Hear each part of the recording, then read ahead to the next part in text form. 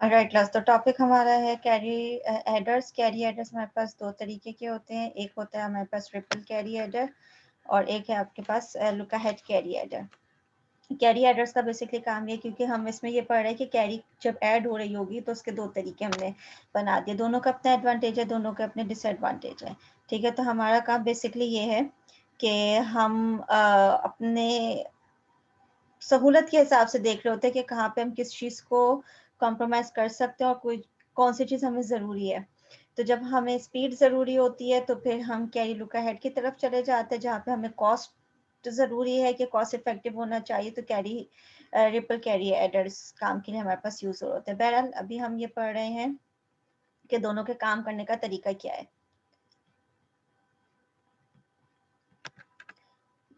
Carry ripple adder के बारे में हमने ये पढ़ा कि ripple carry adder is one in which the carry output of each full address connected to the carry input of next higher order stage. हर एक full adder का जो कैरी आउट पिन है, आपको फिगर में भी नजर आ रही है कि वो अपने नेक्स्ट स्टेज के साथ जो है वो सी इन हुआ हुआ है। इसका मतलब है नेक्स्ट स्टेज को अपना काम करने के लिए पिछले स्टेज का वेट करना पड़ेगा, वहां से जब उसको आउटपुट मिलेगा तब वो अपना काम करेगा। The sum and the output carry of any stage cannot be produced until the input carry occurs. वही बात है कि कोई भी आउटपुट कैरी उस वक्त तक जनरेट नहीं हो सकती जब तक इनपुट कैरी उसको ना मिल जाए। This causes a time delay in addition process. तो यहाँ पे आपके पास एक डिले का फैक्टर आ जाता है। तो हमारे पास काम करने का क्या तरीका हुआ इसमें, फॉर एग्जाम्पल फुल एडर, एक full adder for example addition में 8 नैनोसेकंड ले रहे हैं। ठीक है, तो अगर हमारे पास 4 फुल एडर्स लगे हुए हैं तो जब आपके पास फाइनल आउटपुट जनरेट होगा तो आपके इनपुट के 32 नैनोसेकंड बाद आपको आंसर मिल रहा है। इसी तरीके से अगर फॉर एग्जाम्पल 16 बिट का है, 16 बिट का क्या मतलब हुआ कि 32 को भी मल्टीप्लाई कर दे आप मजीद 8 टाइम्स, बल्कि 12 टाइम्स मजीद, तो आपके पास 16 टाइम्स का आंसर आ रहा होगा। यानी कि आपके पास जो आंसर है, अगर 64 बिट आपको ऐड करना है तो अच्छे खासे टाइम के बाद आपका फाइनल आंसर जनरेट हो रहा है। तो इसका मतलब ये हुआ कि आप इनपुट देकर अब आप वेटिंग पे चले गए हैं। अब जब तक वो सब 64 कैरीज इंटरमीडिएट जनरेट नहीं हो जाएंगे तब तक आपके पास सही आंसर नहीं मिलेगा। तो इसका मतलब है कि अब आप वेट करते रहे, डिले में चले जाएंगे और उसके बाद फिर जब आंसर आपके पास आएगा फिर आप जो है तब आपके पास जो है वो जब सारे फुल एड्रेस एडिशन परफॉर्म कर लेंगे तब आपके पास ओवरऑल फाइनल आंसर आएगा।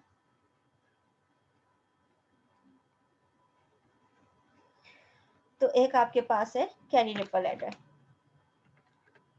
नेक्स्ट है class carry look head adder. हम ये चाह रहे हैं कि हमारी जो अगली कैरी है वो पिछली कैरी पे डिपेंड ना करे, क्योंकि डिले पिछली की वजह से आ रहा है।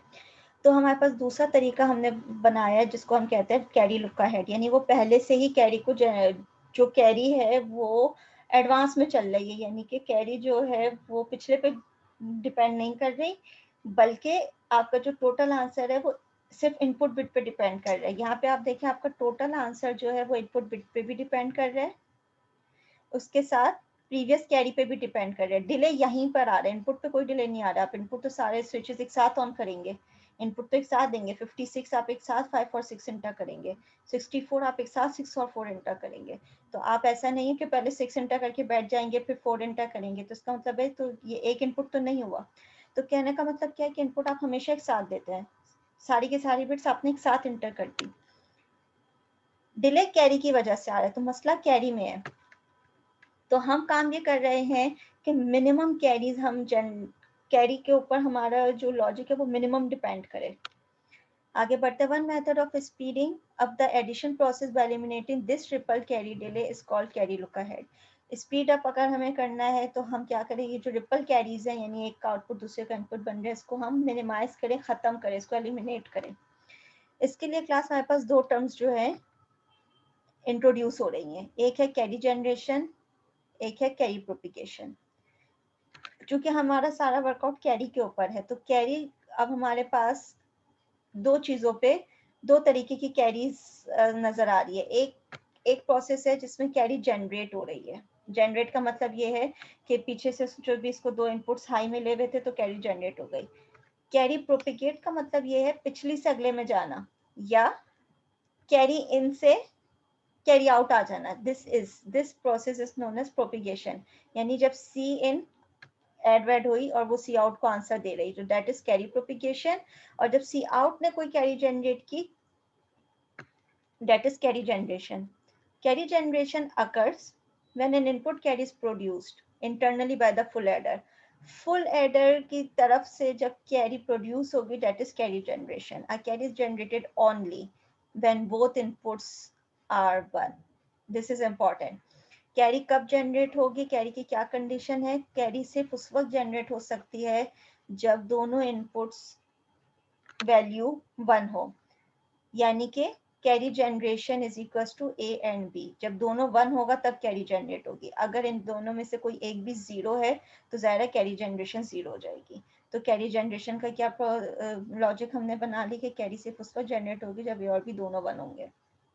Carry propagation, carry propagation occurs when the input carry is rippled to become the output carry, means this one. When input carry is rippled to become output carry, ripple यानी कि propagate हो जाना, transfer हो जाना, ठीक है।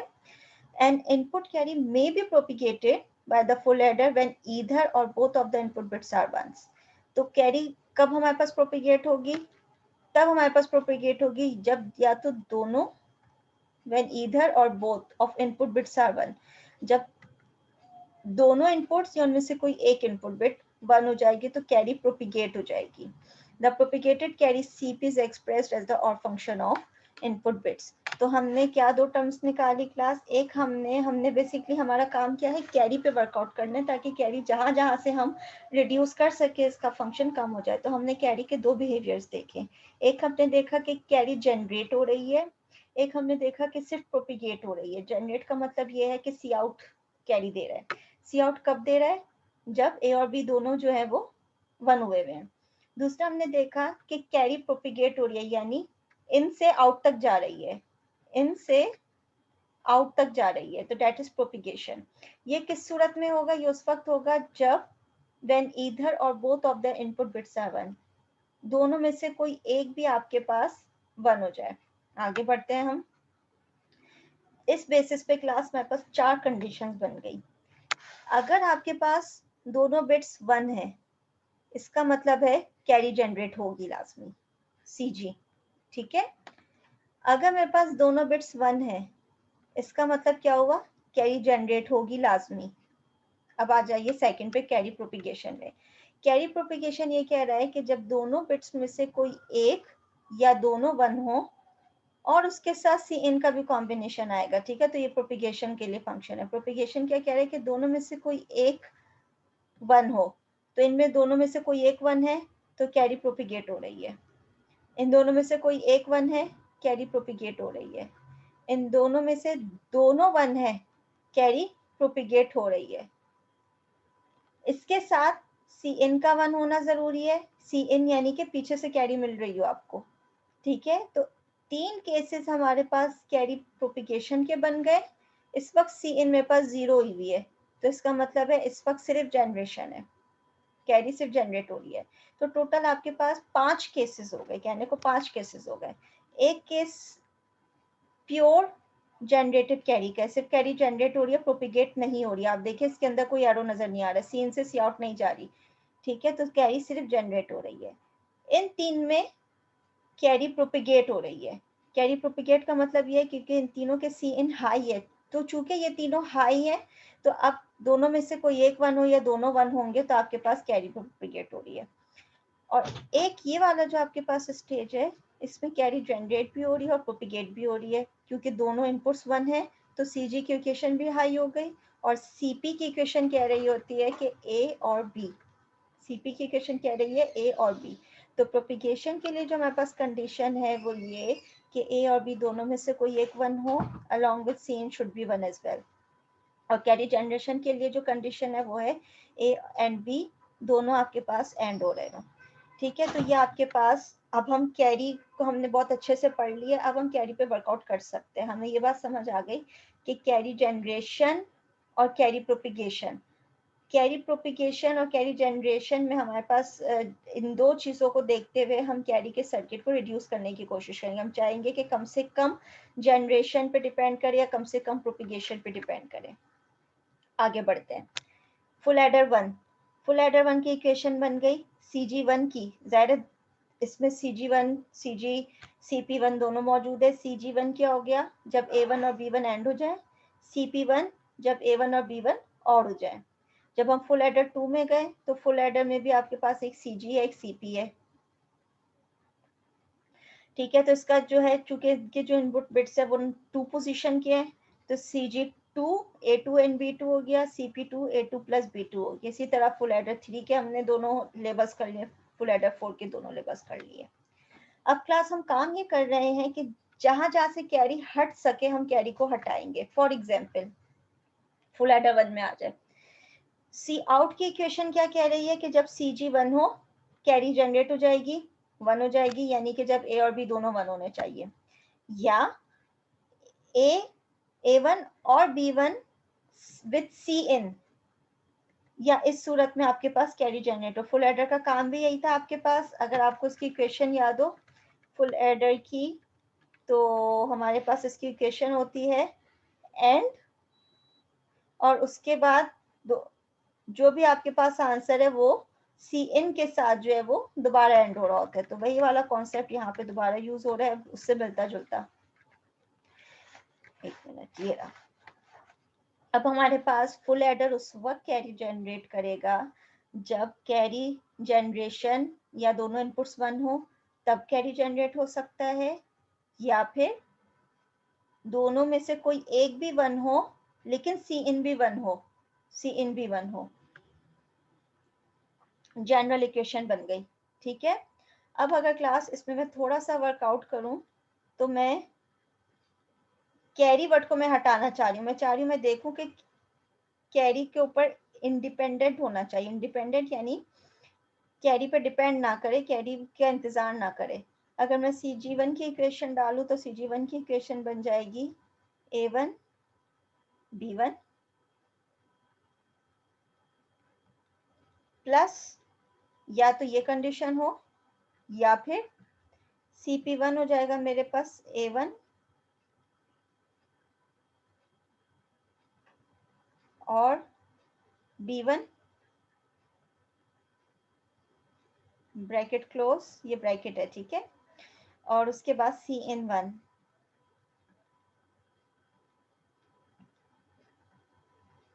तो क्या समझ आया क्लास कि सी आउट जो है वो डिपेंड कर रही है A1 पे।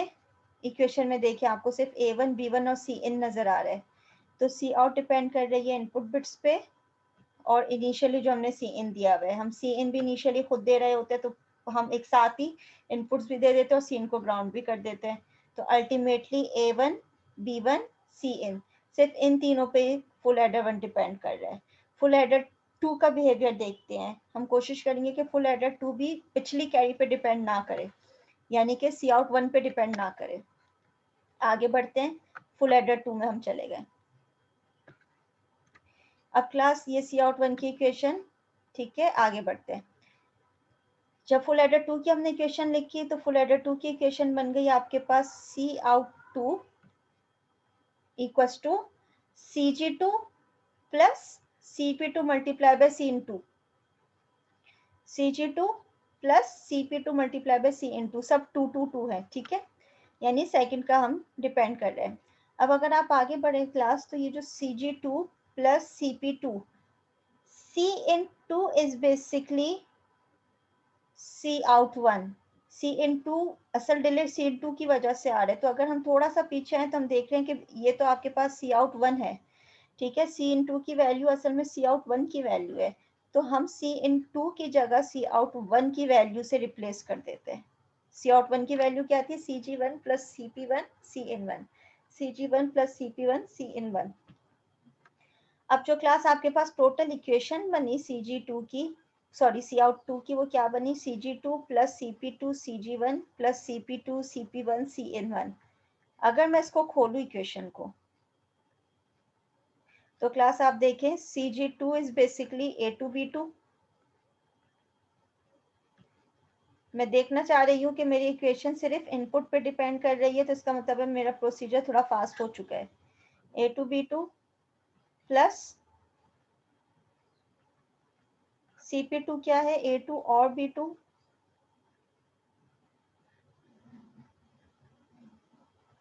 A2 और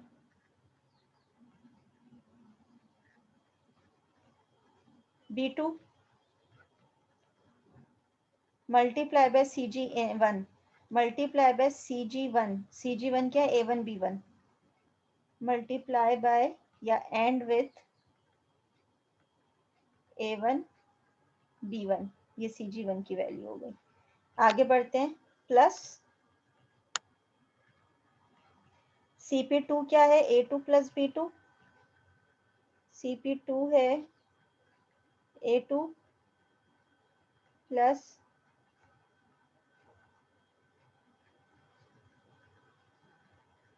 B2 and with CP1 is A1 plus B1,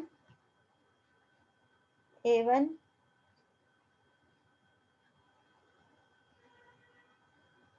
plus B1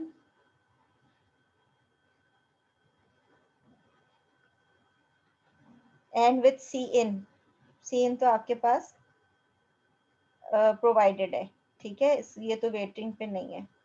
तो क्लास हमारी इक्वेशन अगर आप देखें सी आउट 2 की, तो what we observe that in overall equation we have only input bits that is A and B bits and the C out पे अब वो डिपेंड नहीं कर रहे, यानी पिछले कैरी पर डिपेंड नहीं कर रहा। इनपुट जैसे ही हम देंगे तो ज़ाहिर है A1 A2 B1 B2 सब एक साथ देंगे, तो इसको एक साथ A1 A2 B1 B2 मिल गया, उसके साथ इसको Cin भी मिल गया, Cin ज़ाहिर है ग्राउंड हुआ हुआ है। तो आप देखिए आपकी जो इक्वेशन है वो पिछले स्टेज पे डिपेंड कम से कम कर रही है, जबकि ज़्यादा डिपेंड जो है वो अपने इनपुट्स पे कर रही है।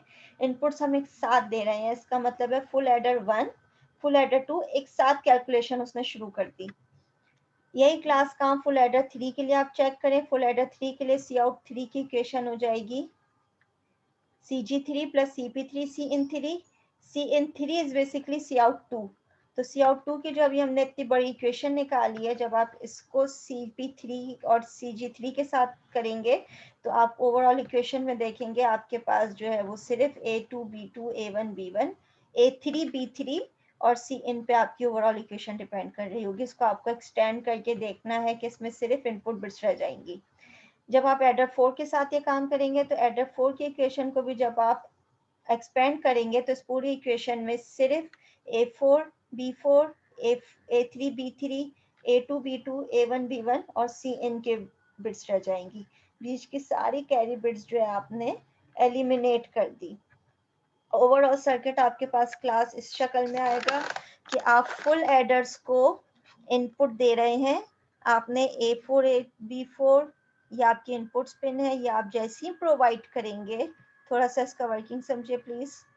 जैसे ही आप A और B इनपुट्स देंगे, Cin आप ग्राउंड करेंगे, ठीक है, या Cin आप वैल्यू देंगे व्हाटएवर, अगर पीछे से प्रोपिगेट होता हुआ आ रहा है, बहरहाल।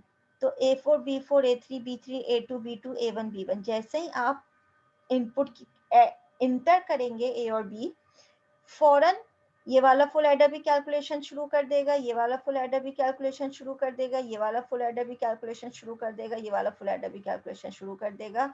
और इनकी जो कैरी बिट्स हैं वो एक दूसरे पे डिपेंडेंट नहीं रही। तो इसका मतलब है कि जैसे ही आप इनपुट देंगे, अगर ये वाला फुल एडर 8 सेकंड ले रहा है, एक फुल एडर 8 नैनो सेकंड ले रहा है, तो जैसे आप इनपुट देंगे सबके पास जैसे इनपुट पहुंचेगा सब अपने अपने एडिशन स्टार्ट कर देंगे, क्योंकि ये लोग Cin पे तो अब डिपेंड कर ही नहीं रहे हैं। Cin का जो भी आंसर है वो ऑलरेडी इनपुट्स के थ्रू एंड या और होकर इनको मिल रहा है, ठीक है। तो अल्टीमेटली AB और Cin सबको एक साथ मिल जाएगा। जब एक साथ मिलेगा तो सबके सब फुल एडर्स 8 नैनो सेकेंड में कंप्लीट कर लेंगे अपनी एडिशन। तो 8 नैनो सेकेंड के बाद आपके पास 4 बिट का आंसर मौजूद होगा, जो कैरी रिपल एडर में 32 नैनो सेकेंड के बाद आपको मिल रहा था, ठीक है, क्योंकि पिछले का वेट हो रहा था। तो एक अगर प्रोसेसिंग में 8 नैनो सेकेंड लगा रहा था, तो जब फाइनल आंसर आया तो 32 नैनो सेकेंड्स हो चुके थे। अब इसमें क्या है, चूंकि पिछले कैरी पे डिपेंड ही नहीं कर रहे हैं, कैरी का जो पूरा सी इनका सर्किट है वो already A2 B2 A3 B3 के साथ एंड हुआ हुआ है। ठीक है, तो जैसे A3 B3 देंगे, A को भी बिट्स मिल जाएंगी, बी को भी बिट्स मिल जाएंगे, सी इन को भी उसका आंसर मिल जाएगा। तो अल्टीमेटली फुल एडर इस तीनों आंसर्स को इवेल्युएट करने में सिर्फ 8 नैनो सेकेंड लगाएगा, चारों के चारों 8 नैनो सेकेंड लगाएंगे एक साथ। अल्टीमेटली आपका ओवरऑल आंसर 4 बिट का 8 नैनो सेकेंड बाद मिल जाएगा। अगर आप इसको 64 बिट का बनाएंगे तो पूरी 64 बिट्स की calculation with in 8 nano second अपने अपने 10 जनरेट करके आपको बता देगी। आपका जो रिजल्ट है वो आपके पास 8 नैनो सेकेंड बाद मिल जाएगा। तो क्लास ये आपका जो टॉपिक था कंप्लीट, वो एडर से रिलेटेड था, इम्पोर्टेंट टॉपिक भी है। इसमें इस पूरे लेक्चर में हमने बेसिकली ये पढ़ा है कि हाफ एडर्स क्या होते हैं, फुल एडर कैसे इम्प्लीमेंट करेंगे। जब आप एक एडिशन का यूनिट बना लेंगे तो उसके बाद फिर आप उसको मजीद सही करने की कोशिश करते हैं। पहले आपने उसको एक्सटेंड किया, जब आपने 1 बिट की एडिशन कर ली तो आपने पैरेलल बाइनरी एड्रेस के थ्रू 2 बिट्स को, 4 बिट्स को, 16 बिट्स को ऐड किया। जब आपने इतनी बड़ी बड़ी कैलकुलेशन की तो आपके पास मसला ये आने लग गया कि डिलेज आने लग गए। डिलेज को हल करने के लिए फिर आपने ये देखा कि चूंकि डिले इनपुट की वजह से नहीं आ रहा तो इनपुट का आपने नहीं छेड़ा, इनपुट तो एक साथ मिल रहा है। डिले कैरी की वजह से आ रहा है तो फिर आपने कैरी को समझने की कोशिश की, तो आपको पता चला कैरी जनरेट होना अलग चीज है, कैरी प्रोपिगेट होना अलग चीज है। तो कैरी जनरेट और कैरी प्रोपिगेट, यानी जनरेट का मतलब ये है फुल एडर जो आंसर दे रहा है, और कैरी प्रोपिगेट यानी फुल एडर के अंदर जो कैरी मूव हो रही है। तो उन दो चीजों में आपने इसको तोड़ा, उस दो चीजों की बेसिस पे आपने एक सर्किट बनाया जिसका मकसद ये था कि सारी कैरीज भी एक साथ जनरेट हो जाए, इनपुट्स के साथ ही कैरी भी जनरेट हो जाए, और अल्टीमेटली आपके जो फुल एडर है वो फाइनल आउटपुट में इतना टाइम नहीं लगाए। अब इसका एडवांटेज क्या हुआ क्लास के, आपका जो है डिले कम हो गया, प्रोसेसिंग स्पीड फास्ट हो गई, मगर सर्किट कॉम्प्लेक्स हो गया। ठीक है, सर्किट आपका अब ज़्यादा हार्डवेयर बढ़ गया, हार्डवेयर बढ़ने की वजह से हीटिंग इफेक्ट बढ़ जाएगा। ठीक है, ज़्यादा हार्डवेयर, ज़्यादा कनेक्शन, ज़्यादा आईसीज हीट होना, जल्दी हीट होना शुरू हो जाएंगे। उसके लिए फिर आप सिंक सेट करते हैं। सिंक का काम ये होता है कि वो हीट को एब्जॉर्ब कर सकते हैं। जब आप इसमें इस अपने ज़्यादा हीट को एब्जॉर्ब करेंगे ताकि आईसी बच जाए, वरना तो आईसी जल जाएगी। तो फिर आप हीट सिंक्स लगाते हैं। हीट सिंक्स का काम ये है कि जो भी हीट, इस सारी करंट गुजर रहा है इसमें से, तो उसकी वजह से जो वाइट हीट डिसिपेट करिए उसको आप एब्जॉर्ब कर ले। नतीजतन ओवरऑल हार्डवेयर जो है आपका हैवी हो गया, कॉस्ट आपकी बढ़ गई, मगर काम आप देखिए कितना जल्दी हो गया। 64 नैनो सेकेंड, 64 बिट की एडिशन जो माइक्रो सेकेंड या सेकेंड्स में हो रही थी, अब वो नैनो सेकेंड में हो गई। तो जहां पे आपको कॉस्ट बचानी है आपने कॉस्ट बचाई, यानी कि आपने रिपल कैरी एडर यूज किया, वहां पे आपको डिलेस के साथ या वेटिंग के साथ कॉम्प्रोमाइज करना पड़ेगा। और जहां पे आपको प्रोसेसिंग फास्ट चाहिए थी वहां पे आपने प्रोसेसिंग ली, लेकिन फिर आपको कॉस्ट के साथ कॉम्प्रोमाइज करना पड़ेगा। तो हम जो सर्किट्स बना रहे होते हैं क्लास, या हम जब मशीन डिजाइन कर रहे होते हैं, तो हम कोशिश ये करते हैं कि हम थोड़ा सा हाइब्रिड मॉडल इस्तेमाल करें, जहाँ जो चीजें हमारे पास जहाँ जब प्रोसेसिंग की ज़रूरत है वहाँ प्रोसेसिंग को कॉम्प्रोमाइज़ नहीं करने दे, प्रोसेसिंग वहाँ पे प्रोवाइड करें। और जहाँ जहाँ पे हमारे पास प्रोसेसिंग का इतना मसला नहीं है वहाँ पे हम कॉस्ट बचा लें। तो हमारी कोशिश होती है क्योंकि हमें अपने प्रोडक्ट मार्केट में लेकर आना होता है, तो मार्केट में लाने के लिए ज़ाहिर कॉस्ट इफेक्टिव भी होना चाहिए, फास्ट भी होना चाहिए। ठीक है, तो यही मोबाइल फोन्स में भी आप देखें, पुराने मोबाइल फोन्स आप ले जिसमें जो है ये कोर, आई कोर और ये डुअल कोर वगैरह नहीं होते हैं, वो जो सिंपल होते थे वो सस्ते होते हैं, लेकिन ज़ाहिर है फिर उसमें फीचर्स भी कम होते हैं। जब आप फीचर्स ऐड कर रहे हैं, उसकी प्रोसेसिंग अच्छी कर रहे हैं, तो फिर आप मोबाइल भी जो है वो महंगा होता जा रहा है। तो ये चीज़ मशीन्स के लिए, तमाम कंप्यूटर के लिए और तमाम डिजिटल वर्ल्ड के लिए। तो बहरहाल हमारा जो कॉन्सेप्ट था एडिशन का वो हमारा क्लियर हो गया। अब नेक्स्ट जो टॉपिक है क्लास वो हमारा मैग्नीट्यूड कंपैरेटर है। कंपैरेटर दो वर्ड्स को या दो नंबर्स को, दो बिट्स को आपको कंपेयर करने की, क्या ये बराबर है, अगर बराबर है तो गुड, अगर बराबर नहीं है तो कौन सी बड़ी है कौन सी छोटी है। ठीक है, तो नेक्स्ट जो हमारा टॉपिक है क्लास इंशाल्लाह ताला वो है मैग्नीट्यूड कंपैरेटर।